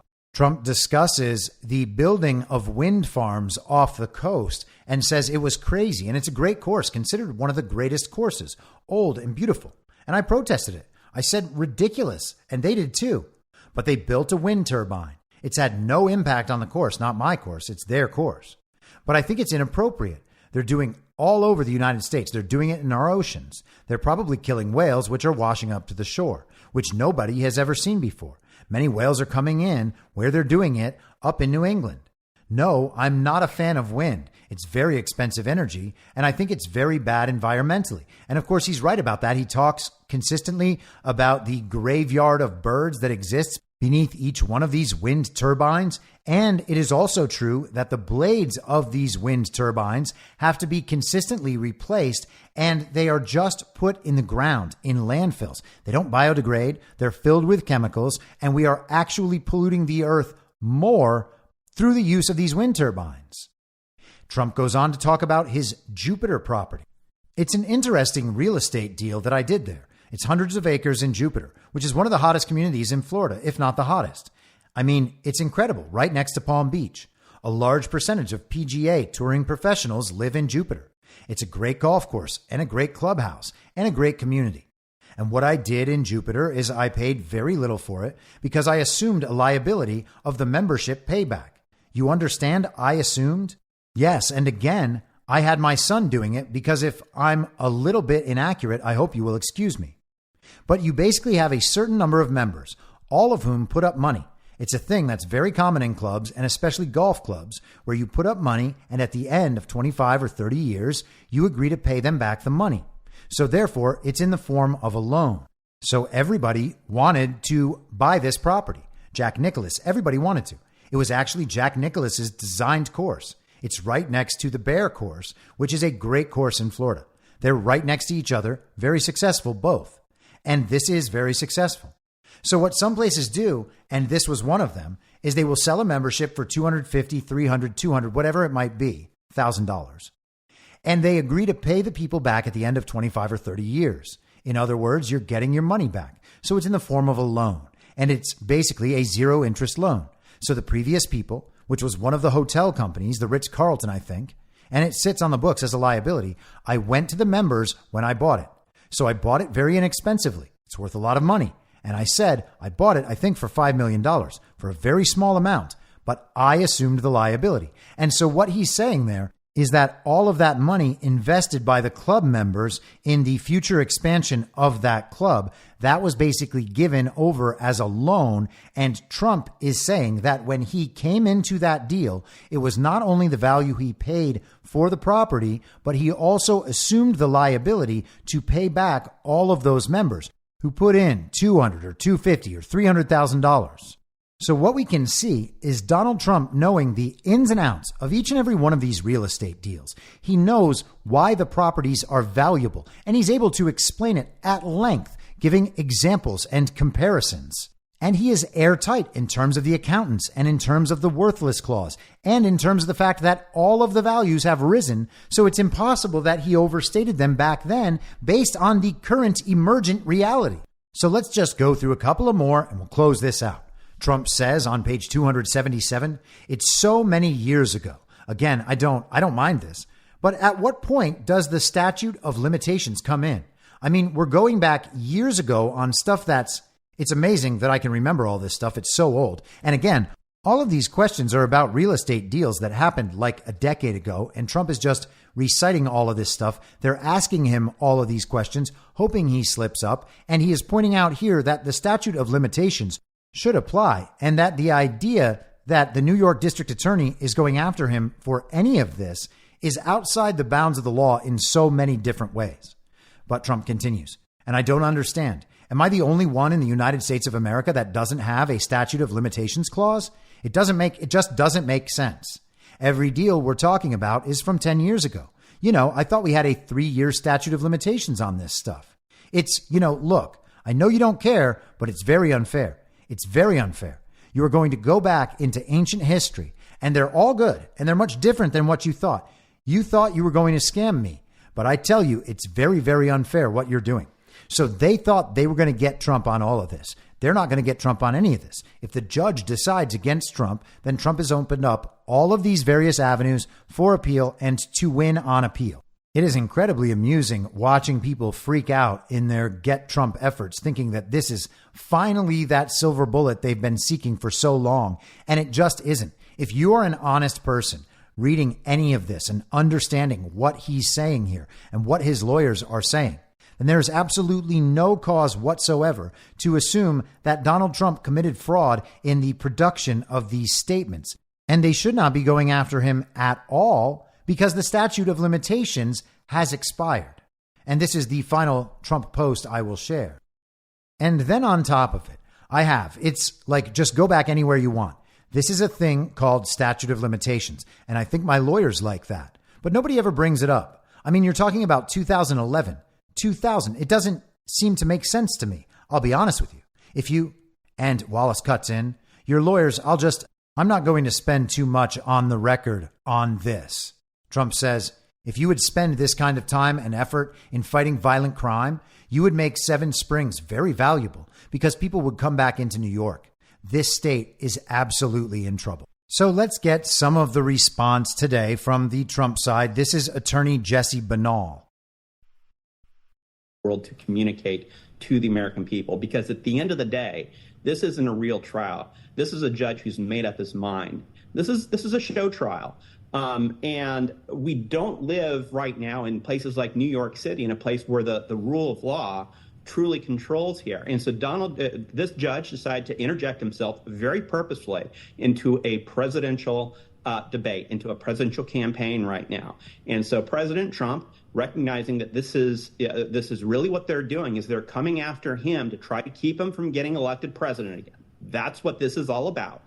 I think he purposely and very appropriately made his voice heard. And as we look at this image of the judge, I've never seen anything more inappropriate in my life of this judge being, smiling like the cat that got the canary here, because his political wish has come true so far for this case. But this is a legally baseless order that he has already entered. We know what he's going to do after the fact. It's going to be more legally baseless arguments and decisions from this judge that I am confident that at the end of the day will be reversed by the courts of appeal. And what the previous guest said is simply not true about the fact that it doesn't matter if anybody relied in a criminal case on fraud.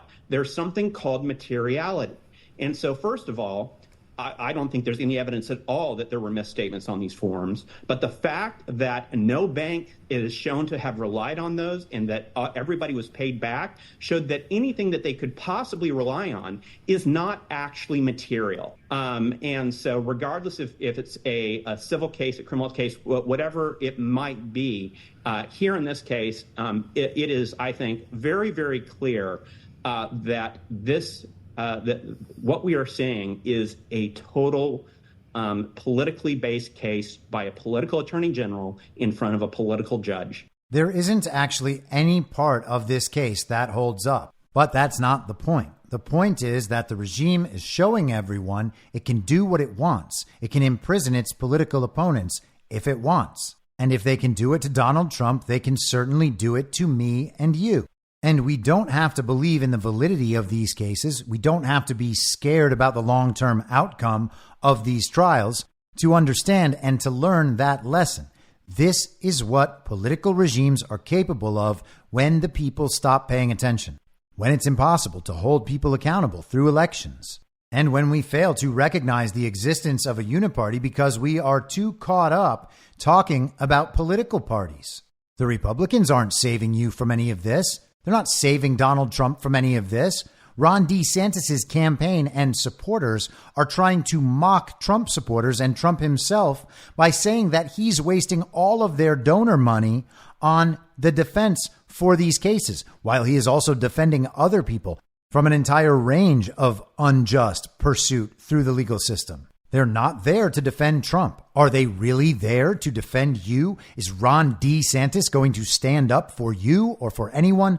Clearly not. He can't even be honest about elections at this point.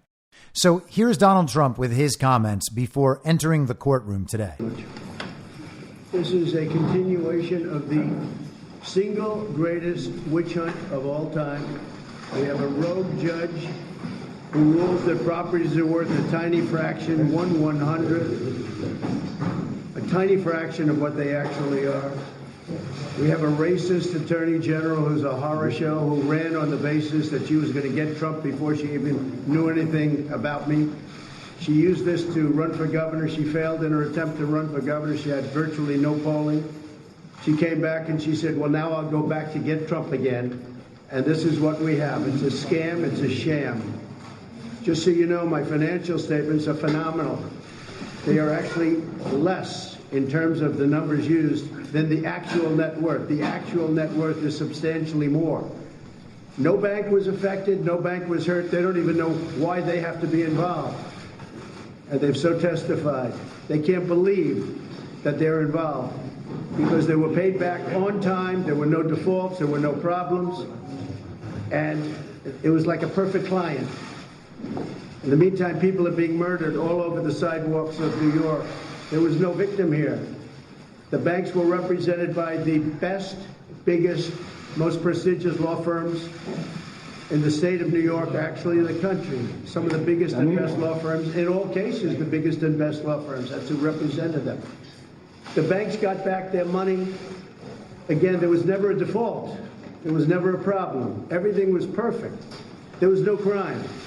The crime is against me because we have a corrupt district attorney, but we have a corrupt attorney general, and it all comes down from the DOJ. They're totally coordinated this in Washington because I'm the leading candidate. I'm leading Biden by 10 points, and I'm leading the Republicans by 50 and 60 points. That's pretty much, they say, over. I never accept that, but they say it's over. This has to do with election interference, plain and simple. They're trying to damage me so that I don't do as well as I'm doing in the election. Our country's gone to hell. We have a country that's in decline, serious decline. We have a man running our country who has no clue, doesn't know what he's doing, and you know it better than anybody because you have to cover him.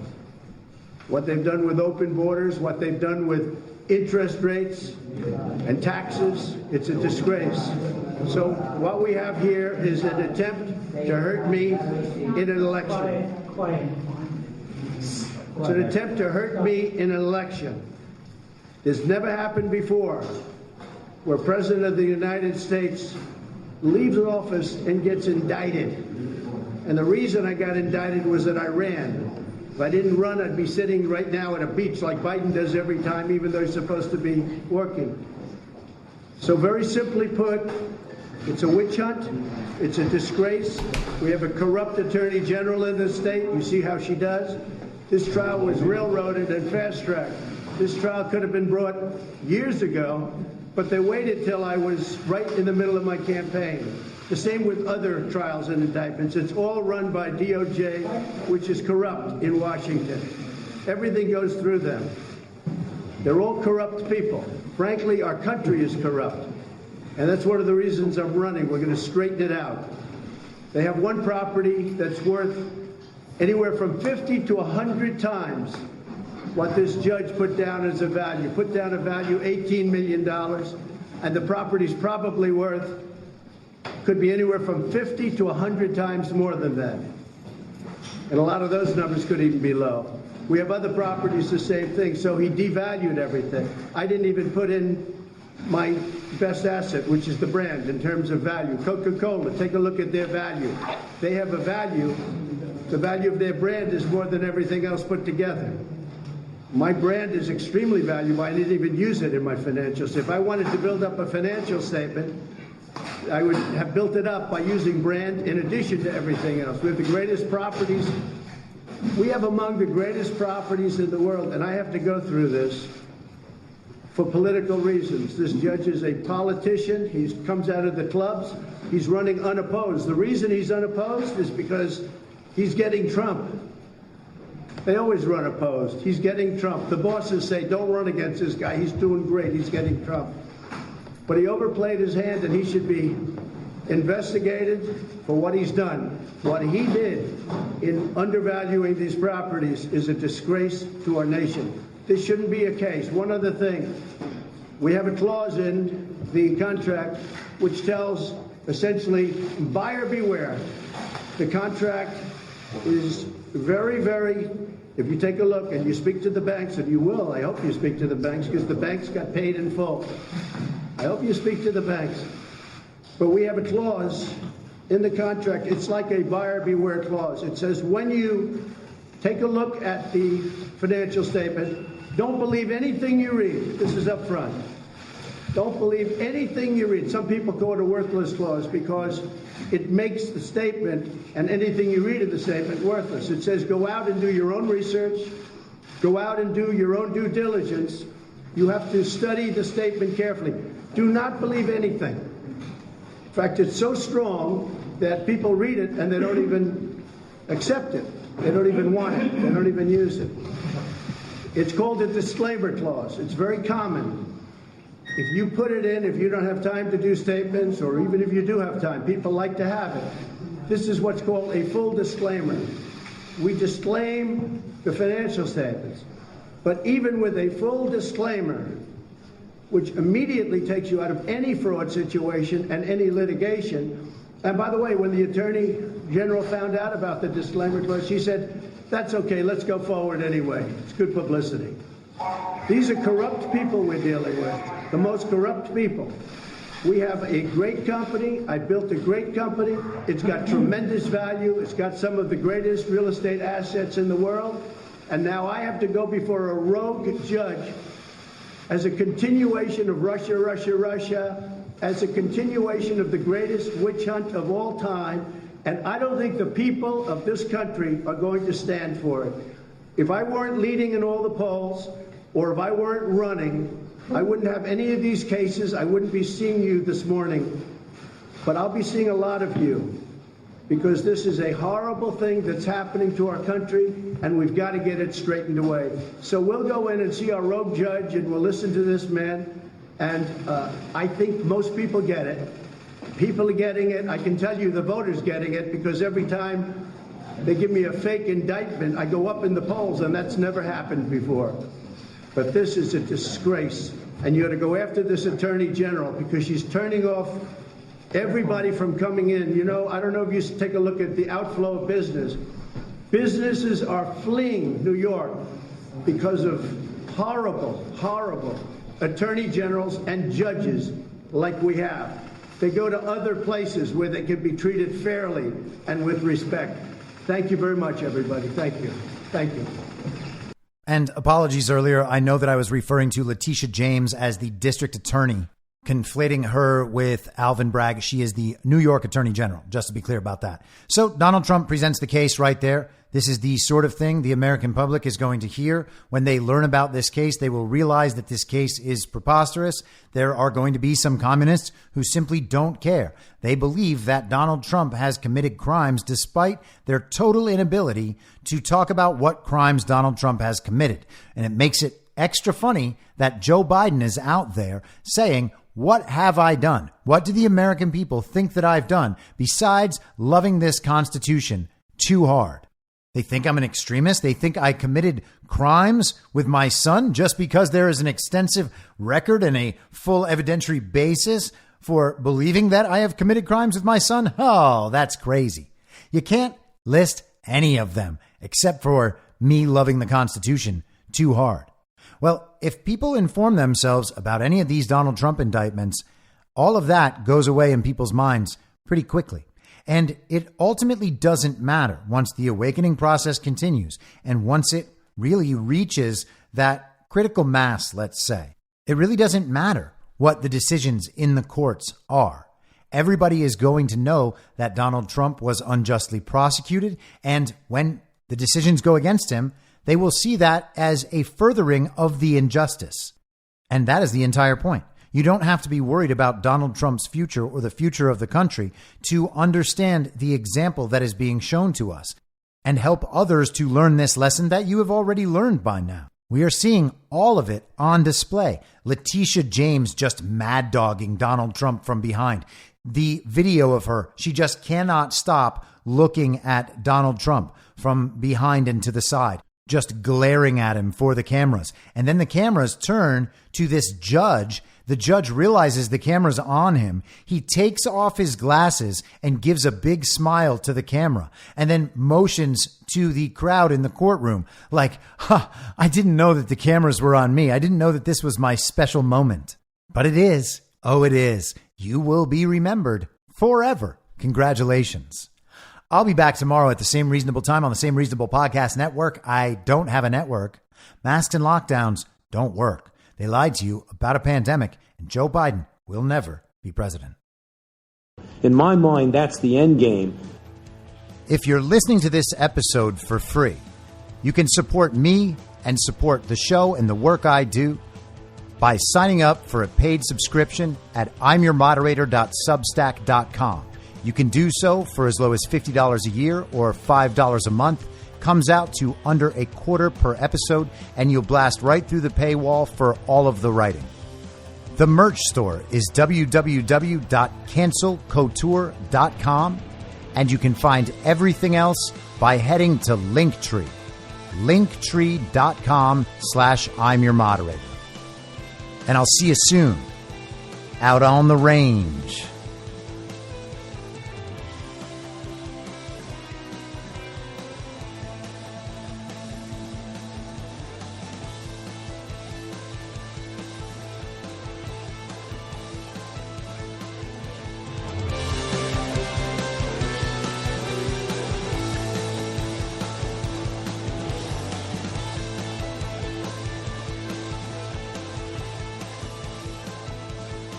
It's